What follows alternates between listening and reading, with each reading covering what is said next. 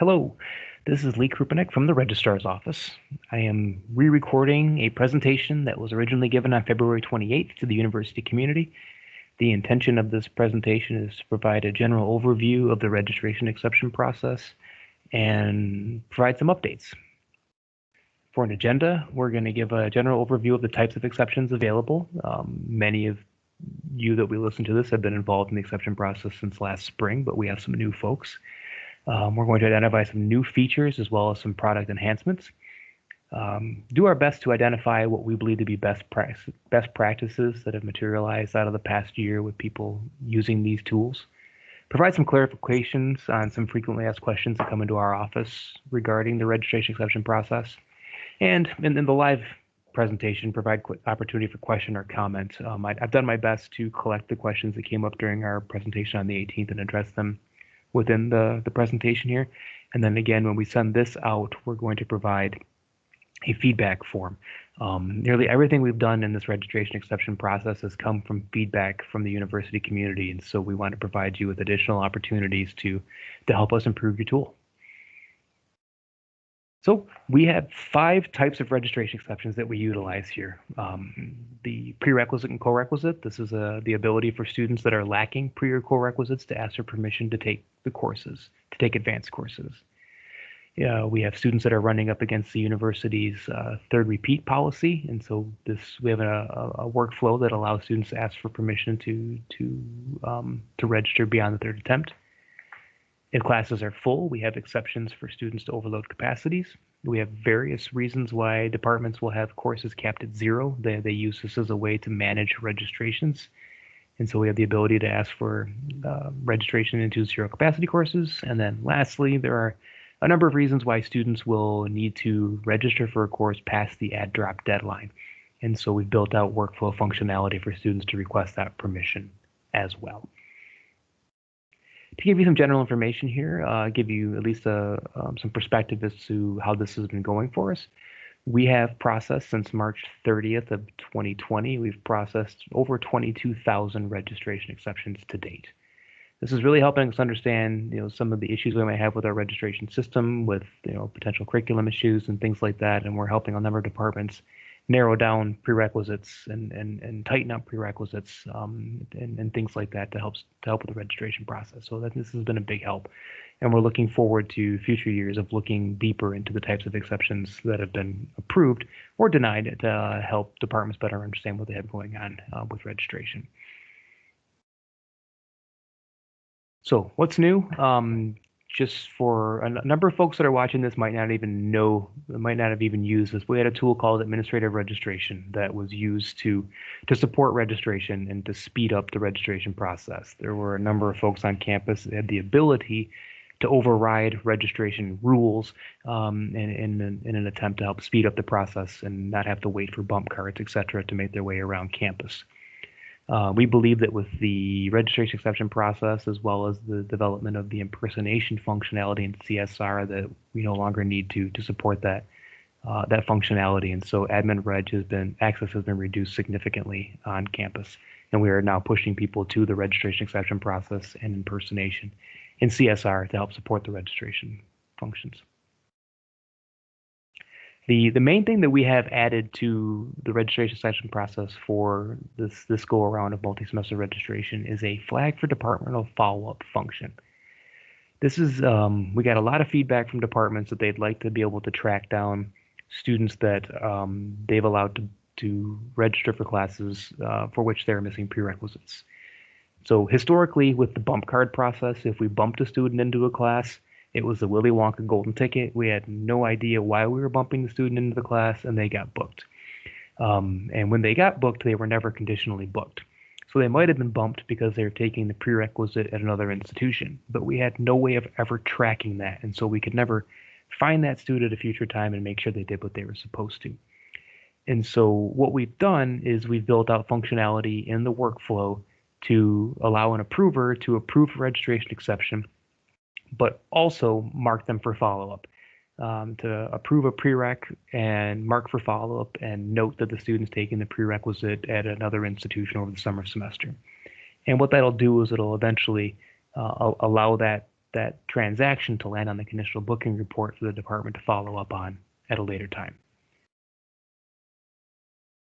So this is what a registration exception looks like in a workflow for an approver, so a chair or a designee. What we've added is this red box here. This red box is now for that addresses all the flag for the follow-up issues. So now any registration exception will have these. So all 5 of the registration exceptions will have a flag for follow-up area. An approver must mark yes or no on all registration exceptions now. If yes, they have the ability, though not required, they have the ability to mark for a follow-up reason. I would encourage anybody that is using this functionality to mark a reason and to provide some follow-up details. The ultimate goal is to provide you with tools to help the future version of yourself evaluate a conditional booking report. So for example, if we think about this spring, when we are booking students or helping students book for orientation, they might tell us that they don't need a prerequisite right now because they're taking an AP test. And so we might allow them to book an advanced version of the course, but now we can say, yes, flag for follow-up, and we're waiting for AP scores to come in. We know we don't get the AP scores until later in the summer, and so when we run the first conditional booking report for fall in May, you know that you can ignore these students. You don't have to look at them because you know you're not going to get AP scores in until later in the summer, so it helps you ignore them. If you're approving a fall prerequisite because the student's taking a prerequisite at another institution over the summer, you can ignore them for the first couple iterations of the conditional booking report because we won't have transcripts. You won't be able to prove or verify this until later in the summer. So the idea here is to give yourself the information you need to make the review of the conditional booking process easier for you in the future. And so, like I said, an approver must answer the flag for the follow-up question on all exceptions. The reasons are optional, but we would like to strongly encourage you to note a reason. Any student that has been flagged for follow-up will now show up on a department's conditional booking report when it is run throughout the semester. So we've heard from a number of you that when you're working with bump cards previously or registration exceptions last year, that you're all maintaining Post-it notes, Word documents, Excel documents, where you're keeping track of students that you know you need to follow up on because you've approved a prerequisite exception and you know what you're looking for. So right now, all of that information is going to fall on the conditional booking report. So you should no longer need to maintain your separate databases or documents that you use to track these. And unless the department is not concerned about a prerequisite for a particular course, I would like to strongly encourage you all to make sure you're marking yes when you're approving pre and co-requisite exceptions. It'll give you that chance to make sure that you identify a student and follow up with them later to make sure that they are qualified to be taking an advanced course. So the flag for follow-up is the only new functionality, the new process that we are adding into the system. We have enhanced some of other things that have already been in existence for a year, but the flag for follow-up is the only new thing coming out this year. I think that the flip to COVID, it was took a number of our focuses away from the registration exception process. But we knew this one was important, so we worked really hard to get it out for everybody in time for registration here in February. Next thing I want to cover is some best practices for forwarding. Forwarding is something that we brought out probably in May or June last year at the request of a number of our colleagues, trying to find ways to reach out to colleagues for feedback or support on registration exceptions. I know a number of departments function differently across campus, but depending on the unit, department chair might not be making decisions on capacities. They are forwarding these registration exceptions out to the individual instructors to ask them if they're willing to take on an extra person or something like that. And so what we have here is in the registration exception. Again, remember, you're always going to have to answer the yes or no flag for follow-up reason. And so here you would likely mark no. They're asking for this. It's not a prerequisite or co-requisite exception. well, this one is, but it's just the example that I used. We'll assume this isn't a prerequisite one, so we're not marking for follow-up. You're asking your colleague, is this course is full? And are you comfortable taking on an additional one? And you'd come down here and hit the forward button. And when you hit this forward button, a box will pop open and you can start typing that colleague's name, their global ID, their CMU email address, whatever you'd prefer, and the space will automatically populate with the individual's email address. So when it pops up, you click on it and you hit submit, and it gets forwarded to a colleague. And so when they get it, they'll get an email. And I know a number of our colleagues likely aren't in the exception workflow all the time, so we might need some conversations about this at departmental meetings just so they know what to expect. If you as an approver are planning on forwarding to them, it'd be a good idea to walk through some of these with your colleagues. But they'll get an email with a hyperlink, and they click on that hyperlink, and it takes them to the workflow. And as approvers, we know what this looks like. They may not. But they'll have a step, and their step will be it's forwarded for additional approval. That's their cue that they're here to provide feedback. The exception will have your note down here, the question that you're asking them. They'll have the ability to provide some feedback, any kind of documentation they think is necessary. This is going to be grayed out. They can't play with or touch the flag for follow-up information, but then ultimately they will approve or deny. And when they approve or deny, it will work its way back to the approver's workflow. And the approver's workflow will be updated with the response from that individual. It's still pending chair approval, but the exception that has been forwarded has been approved or has been denied. This is here to help give that approver the information they need to finalize the exception. And so in this instance, the person that it was forwarded to approved it. And so that makes it easier for the overall approver to just hit the approve button and complete the exception process. So this is what it will look like in the exception. If you remember back here, we have different steps. Like sometimes they say pending chair approval. This one was what it says when it lands in a forwarded inbox. And see pending chair approval here, forwarded to an additional approval. And then now it says pending chair approval, but hey, heads up, this is one that you forwarded to somebody and they've approved it. Additionally, in the exceptions, we have this view details history hyperlink. If you click on that, you'll see this, and this gives us the whole history. We can tell when it was initially submitted, that the chair forwarded it to somebody, and then ultimately that the chair approved it. And so this history helps us track the registration exceptions as well. We understand that a number of folks have maybe didn't know we built out this functionality and have been working the past year by forwarding exceptions around. I think it's great you figured out a way to get the work done, and if that works for you, I think that's fine. But from the registrar's office perspective, we'd like to encourage you all to think about how you can better utilize this forwarding process. Because again, if it's emails going back and forth, that's not being captured anywhere. That content, that conversation isn't being captured anywhere. If you have that dialogue within the workflow, it's being documented in the workflow. And we can point back to it later on in case anybody ever questions why they've got 31 people in their class instead of 30. We can point back to the exception workflow and identify where that permission was granted. And so we think there's an advantage in continuing to do these conversations in the workflow as opposed to separate emails.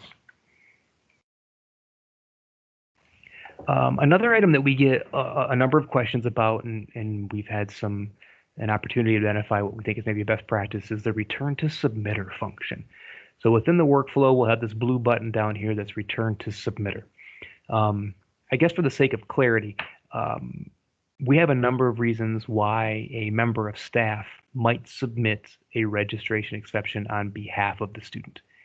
So I think it's important for us to make sure everybody understands that return to submitter really means return to student.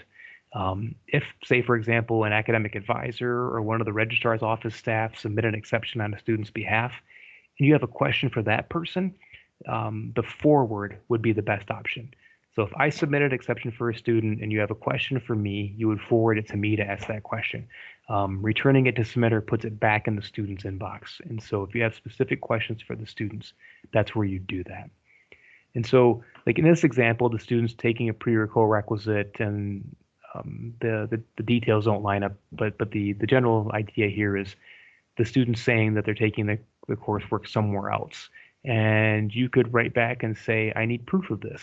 And you're asking the student to provide proof for them to choose a file and upload a copy of their schedule at a community college or something like that. So you've got a question for them, or you're telling them you need more information to make the decision, and you can list that detail here. You would need to make a flag for follow-up decisions at this time, but typically if you're waiting for proof of this, you'd probably want to flag it for follow-up, and then you'd return to the submitter. And when you hit this button, the student gets an email with a hyperlink that goes to their workflow where they will see your information. The student will also see in their My Course section of course search and registration that their exception request requires their action. Students will only ever see two buttons here. There's a blue button that says that their exception is pending review, or that the exception requires their action. And so we had a lot of questions, confusion from students and staff last year, with students being told that they need to resubmit their exception. So the approver sent the student a question, and the student never responded to that question. And so perhaps they lost it in their emails, they didn't notice it, or aren't reviewing their emails, something like that. If you're talking to a student that isn't sure about what's going on with their registration exception, if we just push them back to course search and registration and look under their My Courses in the Plans section, they can always click on this link, whether it be blue or orange. They can click on this link, it'll take them to their registration exception, and it'll help them understand where they are in the process. If it's orange, it tells them that their exception has been reviewed and it's not going to go anywhere until they do something with it. And so if we keep continuing pushing them back to the workflow, it'll help them get their exceptions processed more quickly. We get a lot of questions about how students request exceptions. I wish I had a better answer for you than this, but it depends on the type of the exception. And so what we need to think about is what the system knows at what point in the registration process. So what I tried to accomplish here with this screenshot is when the student's looking at course search results, they'll see the register or plan button for a course. At this time, the system doesn't know if the student's repeating beyond a third attempt or missing a prerequisite or co-requisite. And so for these examples, when we need to ping the student information system for data, up front, the system doesn't know. But the second you hit that green register button, the system recognizes, oh, there's something wrong here, and it's telling you that you're missing the prerequisites. And so the student clicks on the Resolve Problems in the My Course area. In the Planned section of their My Course area, they click on the Ask for Exceptions. And from here, they start the registration exception process. So that's for pre-co-requisites and repeats beyond a third attempt. They will not be prompted to submit a registration exception until they attempt the registration transaction. Now for zero capacities and for the registration window being closed, the system knows that up front. It's driven by a calendar. So in this example, we're showing two things. Here we have a course that's listed as a zero capacity. The system knows that's a zero capacity, and the only way you can get into that class is to ask for an exception. So that's present right in the course search. So a student can click on that ask and start the registration exception process. What we're also showing here is a course whose add drop window is closed. And the system knows that based on the calendar date. So within the registration search window, the student can initiate the registration exception request right here. Lastly, we have overcapacities. So again, the registration system knows that this course is full. It's capped at 40. There are 0 available. That green register button that we see here now changes to a blue waitlist button. So in order to ask for permission to register for a course that is full, a student must first put themselves on the waitlist. They hit this waitlist button, and then within their My Courses area, they have the waitlist tab. And then from here, they can click on Ask for Exception. So there are 3 places where they can ask for an exception, or 3 reasons why. And so it's pre or co-requisites, we don't know until the registration transaction happens. And so they ask for it. They initiate the request via a registration error. The system knows, and they can do it right through the course search and registration search functionality. The system knows that this class is full, but it requires them to add it to a wait list first, and once on a wait list, they can ask for an exception. A couple notes about waitlist functionality. With the exception of the zero cap courses, all courses have a waitlist, and those waitlists function on an autofill basis. So first come, first serve. Presently, if a student is lacking a pre or a co-requisite, they cannot be added to the waitlist. We made a deliberate administrative decision on this because when the auto waitlist process is working, it cannot recognize whether or not a pre or co-requisite exception has been approved. And so if we put a student on a waitlist that is missing a pre or co-requisite, they will stay on that waitlist indefinitely, because the system is recognizing that the pre or co-requisites are not satisfied, and they'll always take the next person on the list. We have opportunity to improve this. It's on our list, and we hope to be able to get this taken care of here within the year. We recognize that it isn't the most desirable in the world, but right now this is the functionality that we have. Additionally, we'll run into instances where students will be added to a waitlist and then later receive holds. Maybe they get on a waitlist in February here for a spring 22 course, and then they don't pay their summer 21 bill, and so they get a hold for past due payment, and then they rise to the top of the wait list, and they're going to keep getting skipped because the system recognizes that they have a hold, and it will not allow them to move into the course until they satisfy that hold. And so they'll keep getting jumped over on the wait list by the person behind them until they satisfy that hold. Things to know about error messages. I'm sure that you have all had the opportunity to approve a registration exception and have that pink box pop up that tells you have insufficient permissions or something to that effect to process a registration exception. You go to get a screenshot of it, but it disappears so fast that you can't even get a screenshot when you want to tell me what it says. So this happens for a number of reasons. There are instances where the student will request a registration exception, and then between the time that they request it and you review it, they get a hold. Something like that. There are special populations of students on campus that are manually managed, and they have holds and things of that nature, and their registration transactions are all handled manually. And so you'll go to process and you don't have the ability to override that hold, and you'll get that error message. And then additionally, there are still a number of exceptions to our registration rules that we have to process manually. We haven't built out workflows for these yet. So time conflicts, academic load exceptions, undergrads taking 600 level courses. These are all additional steps that need to be addressed. And so if you get that pink message that says you have insufficient access to submit to finalize this process, that exception will find its way into the registrar's office workflow, and our staff will process them. If we are able to process, we will finalize that and get the student booked.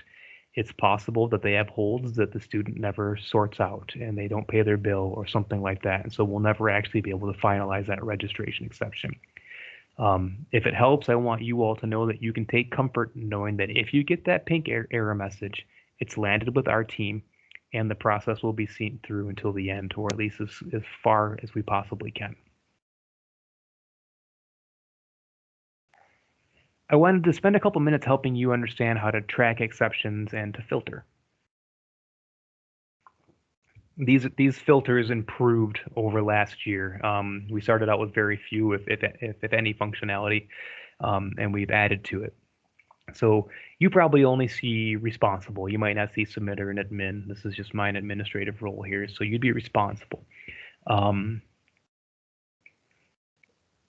There are multiple kinds of workflows out there, and depending on your role, you probably have to deal with all of these. I only have to play with registration exceptions. During high volume registration exception times, I want to make sure that you know that you can come in here, deselect all, and just click on registration exceptions.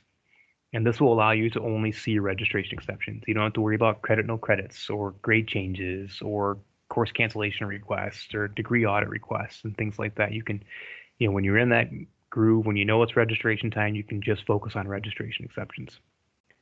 You can focus by designator, so just by your department prefix.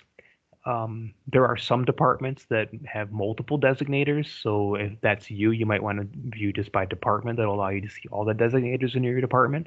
Most folks on campus are just under one designator, so you can probably get away with just filtering by your designator.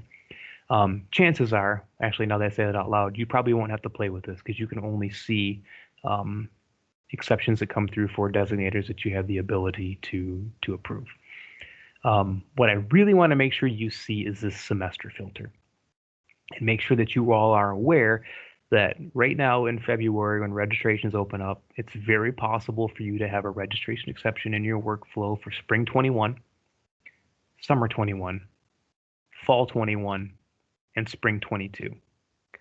So I think it's really important that you know that you have the ability to focus on semester. And this is helpful when you're approving exceptions to know that I can just focus on fall, I can focus on summer, I can focus on spring. But also to know that as you get closer to the start of a new semester, it's more important to focus on that upcoming semester. And so right now we have exceptions coming through for spring 2 courses for these classes starting here in March. And so from time to time, it might be wise to just focus on spring 1 and make sure you're keeping up on your spring 1, as that those are really clearly the most pressing. But then also to be able to go through and filter out based on summer, based on fall, based on spring, so that you know that you are approving the appropriate exceptions at the appropriate time, and that you're not, maybe accidentally approving an exception for a semester that's over or something like that. You have the ability here to filter out based on submitted, in progress, withdrawn, approved. Completed means approved or denied, but then also by the particular exception. Say, for example, you're a department that will never approve an exception to register over the course capacity. You could filter out just by courses full and just hammer them all out and deny every single one of them and just get that group out of your workflow. Maybe you have certain ones that you're going to be forwarding to colleagues. You can filter out based on those and handle them separately, as opposed to having to go through multiple versions of exceptions. It should help you focus your work and maybe make the process a little bit easier for you. We also have this tool. We launched it last year, but I think it just got buried in everything that happened with multi-semester registration and our switch to remote work and learning. I've got the URL here. This is our exception report tool. I use this for exceptions that have been completed. I use this one here to manage those that are still in progress. I use this one to track those that have been completed. Again, you can work through the completed ones here if you want to. I just find this one to be a little more user-friendly. I don't have a great reason for it. It's just what I've learned to do. And so this one happens a lot. We'll get calls from people that'll say that, oh, I just approved an exception that I shouldn't have. If you remember who the student is, if you remember who the course is or the instructor is, anything like that, like you search for that here. And this will help you find the ones that you've already completed. And then you can work with us to fix that. I like this one because I can search by student a lot easier. Here, it's really hard to search by student. You could search by your department by semester and then Control F or something like that and look for a student, and that's possible. This one here does in progress and completed too. If you're looking for a specific student, it might be easier to come here and do that. I fear I'm not doing these 2 slides justice. If you have questions about these, please reach out to us. But again, if you kind of think about it, like use this one for those that are in progress, use this one for those that are complete. Use this one if you have some attributes that you can filter on. If you know a student and you're looking for a particular student, if you're looking for exceptions for a particular course or a section, this is probably the best place to go, because in here it's going to give you all of them, and you'll have to Control F by and search by. Hit Control F to find and then search by course or by student. Things to know too, on the Registrar's Office's webpage, under the Records and Registration page, we have a whole section of documentation that we provided to support multi-semester registration. We have two WebEx sessions here that we did last March that are still quite relevant in regards to the registration exception process. A couple other documents and things like that. But then also down here, the registration exception request process documentation that was updated here this month. The documentation that we provided last spring was about 40 pages long. We have narrowed that down to about 10 pages.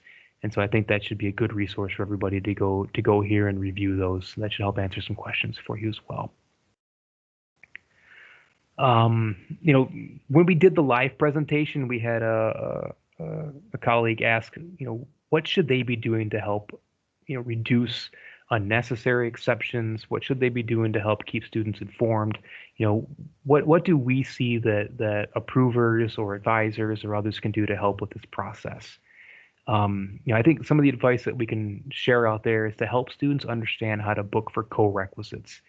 We saw a lot of registration exceptions come through for co-requisites that didn't need to happen. If it's a co-requisite, if two courses are required to be taken at the same time, the student needs to book them both simultaneously via the planned area of the My Courses. We had a couple of departments that were just bombarded with registration exceptions for co-requisites that were really unnecessary. If the student would have just registered for them under the plan, they wouldn't have needed registration exceptions. We ran into a number of students who, say, for example, needed a registration exception for a course for summer of 20. But because they couldn't get into that summer of 20 course, which was a prerequisite for their spring of 20 course. And so that student would end up submitting 3 exceptions. They only really had one issue. They needed an exception to get into the summer class.